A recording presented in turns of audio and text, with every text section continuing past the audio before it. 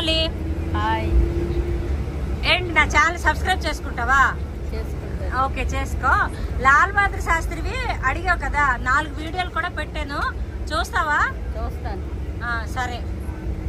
ఎలా ఎవరు లాల్ బహదూర్ శాస్త్రి ఎవరు తెలుసా? అయితే వీడియో చేస్తుంది తెలుస్తుందా?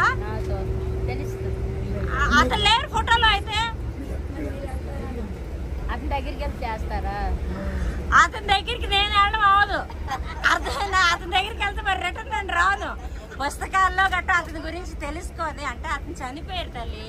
చాచా నెహ్రూ తెలుసు కదా, అతను తొలి ప్రధానమంత్రి అనమాట. 2వ ప్రధానమంత్రి అవుతున్నారు లాల్ బహదూర్ శాస్త్రి. కేవలం 18 నెలల గురించే ప్రధానమంత్రిగా ఉన్నారు. లాల్ బహదూర్ శాస్త్రి వ్రతం అని కూడా ఉంది.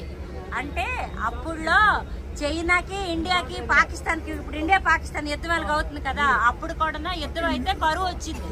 ఫుడ్ లేకపోతే ప్రతి డబ్బున్నాడు 6 రోజులకి 1 రోజు ఉపవాసం ఉండి, ఆ ఉపవాసం ఉన్న ఆ ఒక్క ఫుడ్ని ఒక పేదవాడికి ఇమ్మన్నాడు అనమాట. అతను నీకు లాల్ బహదూర్ శాస్త్రి వ్రతం ఉందని తెలుసా? అసలు తెలీదు. అతను అలాగే చెప్తే తొలి మిద్దె తోట అంటే అతను అతను ప్రధానమంత్రి ఆఫీస్లో అతను కూరగాయలు అతనే పండించుకొని, అతని పంట అతనే పండించుకొని అతనే తినేవారు. తిని ప్రజలందరికి కూడా ఏం చెప్పారు తెలుసా? అలాగే ఆడ పంటలు ఆడ వేసుకొని పంటలు పండించుకొని తినమనే చెప్పారు. అలాగే లాల్ బహదూర్ శాస్త్రి వ్రతం కూడా ఉంది. అర్థమైందా? గ్రీన్ రివల్యూషన్, వైట్ రివల్యూషన్ అంటే పాల తాలూకు విప్లవము, ఆహారం తాలూకు విప్లవాలు ఉన్నాయన్నమాట. అతను అవుతారు లాల్ బహదూర్ శాస్త్రి. ఇంతటితో సెలవు తీసుకున్నాను.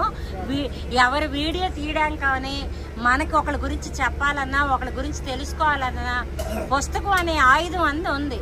మన బుర్రలో జ్ఞానం టైము ఉండాలి. అర్థమైందా? చదువు రాకపోయినా అందరూ యూట్యూబ్లు చూస్తున్నారు కదా, ఎవరు అవును అలాంటి పనికి వచ్చిన యూట్యూబ్లో వీడియోలు చూడండి, పనికి మనం వదిలేయండి. అయితే అతను అవుతారు లాల్ బహదూర్ శాస్త్రి. ఓకేనా?